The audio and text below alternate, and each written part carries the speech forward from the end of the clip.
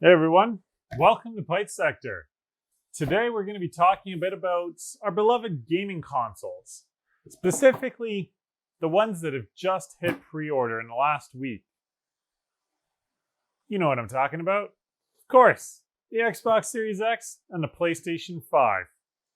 Today's going to be a bit of a dive into what these consoles are, what our expectations were, whether they were met, and really what these consoles are all about and how they compare. So let's see what it's all about.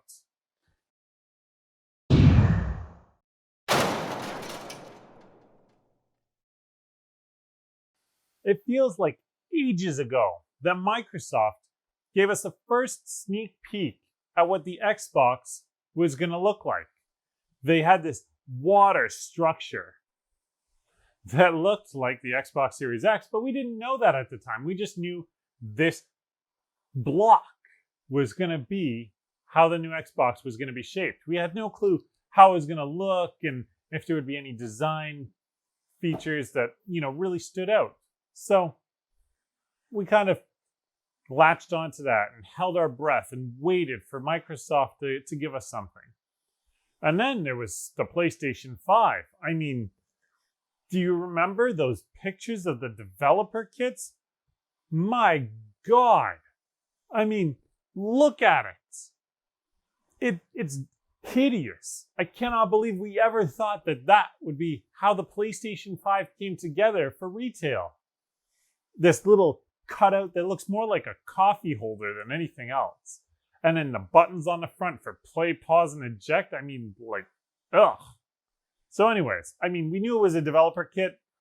At the time, people thought, hey, this would be a huge departure from the way PlayStation looks, and it would be really cool. And some people actually thought the glowing blue light and everything else looked really cool. Good for you guys. I'm glad you were wrong. So we actually know now what these consoles look like. And I got to tell you, Xbox wasn't far off the mark. It's a black cube. Well, not a cube. It's a black box, which is kind of funny, but, whatever.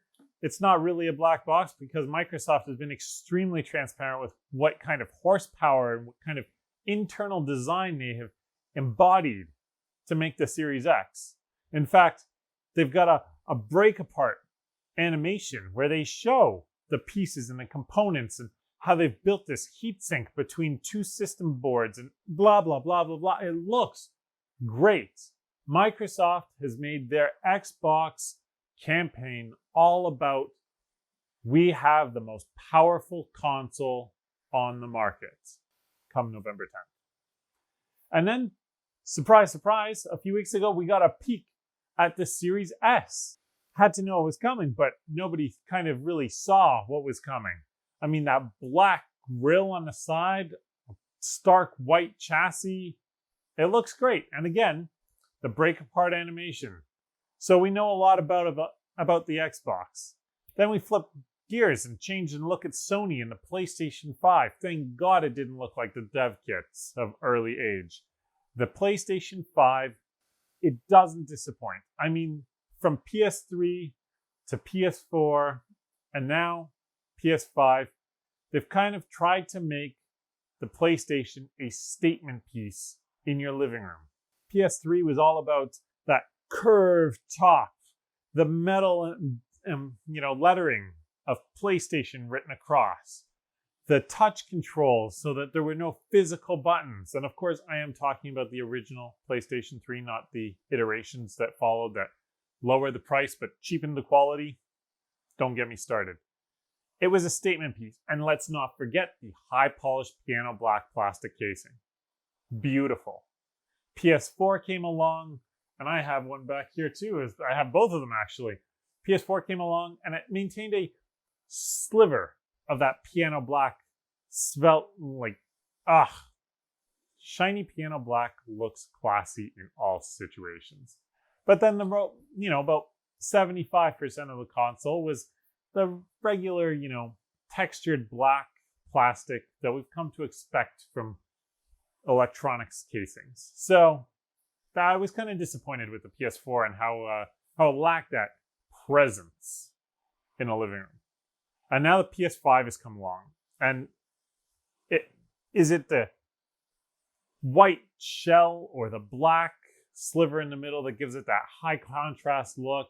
Maybe that blue light that glows between the black and the white plastics? I don't know. But they've definitely made it another statement piece.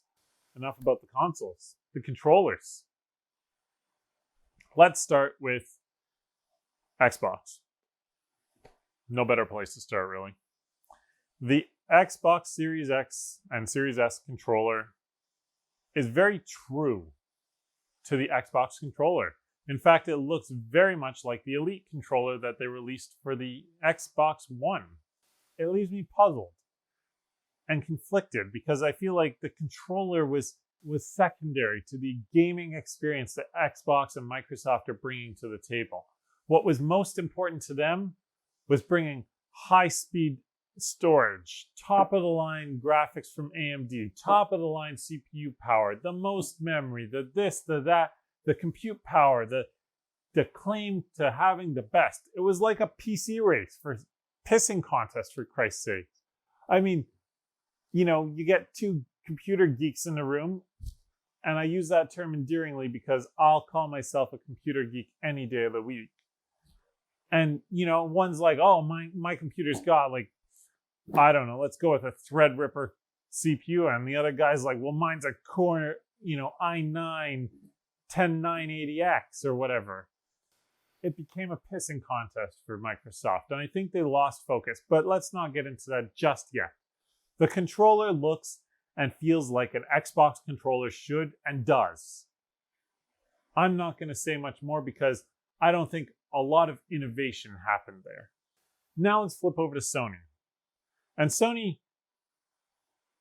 don't get me wrong, they didn't go the Nintendo route and be like, well, you know what, experience is better than graphics. No. They too have, that custom RDNA 2 chip in there. They've got that custom Zen 3 CPU from AMD. They've got a butt ton of memory. It's all there. It's not that much less on the performance spec sheet than the Xbox Series X. But the controller meant something to them. It was part of the experience. They looked at it and they said, the DualShock controllers have essentially been the same forever. PS2 and PS1 controllers looked very similar. The PS3 controller ditched the cord and introduced some triggers on the back, but really, again, it didn't really revolutionize the design. And then the Ps4 controller came along, and that's where it got interesting because they introduced that touchpad in the center and, the blue light to instead of having the numbering system with the little red LEDs on the back like the PS3 controller. So it got more interesting. And that was, what was it? The DualShock 4. And now the DualSense controller. And that's right, they ditched DualShock because it's not about rumble packs anymore for Sony. It's about haptic feedback. That means you can feel a bit of feedback in different parts of the controller at different times or at the same time. It's not just two giant rumble packs in the tail end of the controller like you've seen in the past. But that's not all. They've gone high contrast on it as well. I love that part because you can get a white controller, black joysticks, black on the inside, white all around it. It looks beautiful. But I think one of the most interesting features of the DualSense controller are the adaptive triggers. And I heard that term when Sony announced it, and I really didn't clue in to what adaptive triggers are until recently. And I think they're the coolest little thing. So they're your typical, triggers at the top there, your L2 and R2. They're adaptive. I don't know how quite to explain it. Let me use an example, some of the example. If you're playing an FPS game and your gun jams, well, you're no longer going to be able to pull the adaptive trigger to fire the gun because the gun is jammed. It's going to resist your pull. Or if you're firing the gun, you're going to feel the recoil. You're playing a racing game. And I expect Gran Turismo 7 to fully embrace the adaptive triggers. So you're playing Gran Turismo 7. When you hit the brakes, you're going to feel the resistance of hitting the brakes. Pull the brakes too hard and have the ABS kick in, and you're going to feel that trigger kick back on you like an ABS would kick back on your brake pedal while you're braking with your foot. I'm not going to say that it's going to revolutionize the PlayStation and gaming experience because I think that's taking this too far. But it's certainly going to add a new dimension and some depth to the one interface you have to your game, and that is the controller in your hands. So Microsoft has made no attempt to hide or conceal or, anything to do with the Xbox Series X. They've published the tech specs. They've published the dimensions are out there. We know how big the Series X is. That's one of the great things about the Microsoft Xbox campaign is they've been very open and transparent about their box on a technical level. And that's great. So we know how big the Xbox is. You look at it, you look at the front, it's got an optical drive on the front. The optical drive goes from the base about, halfway up the box. So it's 2 optical drives or 2 discs tall. Very straightforward to understand. The PlayStation 5, though, that's been a much bigger question mark. Up until a few days ago, we had absolutely no clue what the PlayStation 5 was going to look like in terms of size. We knew it was going to be big because we've seen the pictures of a DualSense controller beside it. But again, it's a DualSense. We don't know how big that controller is. Is it a few centimeters, taller, shorter? Is it the same size as what we got from our DualShock controllers? Who knows? We don't really know because Sony hasn't told us. So we don't know about the console size. Except somebody finally leaked out pictures of a real PlayStation 5. And they put rulers beside it for length and width. So we don't know exactly how tall it stands, but we know how much presence it's going to hold in your living room. With the optical drive or the, front of the console facing into your living room, that beast is going to take nearly 50 centimeters. We're talking over 1.5 feet. How deep? Well, you better have a pretty deep cabinet, people, because we're talking about 1 foot deep as well. I know, we're talking 30 centimeters by 48 centimeters, roughly, based on these images. That's insane. Sony, how much space do you think I have? That's the size of an ITX computer. And just this is a random guess, but based on the pictures, I would have to guess we're talking like 10 to 15 centimeters thick. Holy crap. This thing's a beast. I'm pretty sure I've watched YouTube videos of people building PCs that are thinner and smaller than that, somehow managed to pack in a GTX 1070 at the time and a Core i7 processor. This thing better fly. And more to the point, how has Sony needed so much extra space when compared to the Series X, which looks a lot smaller? At least it looks smaller. Nobody knows the volume of each chassis yet. I'm sure somebody's going to measure that, though, one day. So that brings us around to the last comparison that I can really do on a physical level, and that is the I/O ports on the back. So for the Xbox Series X, we know it's going to come with 2 Type-A USB ports on the back and 1 on the front. It's going to come with an Ethernet jack. It's got a built-in power supply by the looks of it, an HDMI port. And then the last thing we have here is possibly the most baffling in my head, the extra slot for an external storage memory card. Let's call it what it is. It's a freaking memory card. Or is it $19.99 again? Come on, Microsoft. Why are we going back to what is essentially a memory card? Do you remember having memory cards? I do. I'm old enough. Sorry, I hit the mic. I'm old enough to have experienced memory cards firsthand. The PlayStation 2 had them. I had a red and a blue one. They had, 8 megs each? And all your saved games went on there. I just want to rip the damn box open and throw in a 2 or a 4 terabyte SSD and be done with it. I don't want to go out and pay a Microsoft partner in Seagate to buy another memory card that's going to plug into the back of my console and I'm going to leave it there. But now the console isn't just a few cables out the back, it's a few cables in this block.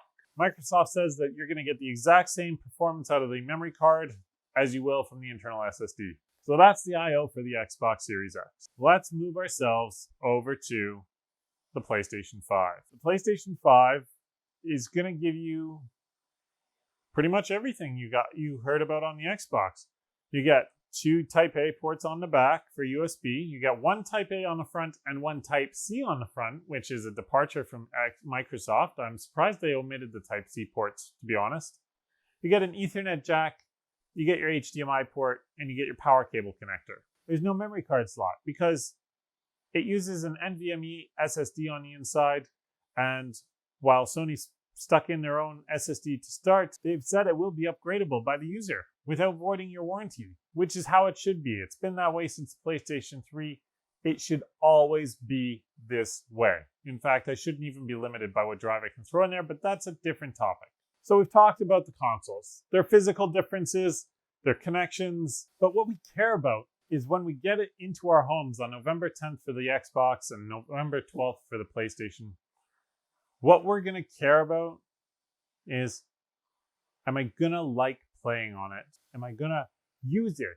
Is it worth the money? Am I going to enjoy what it is? Do I regret my investments? And this brings me to my final point in this comparison video. I know I've droned on. It's going to be like a 20-minute video.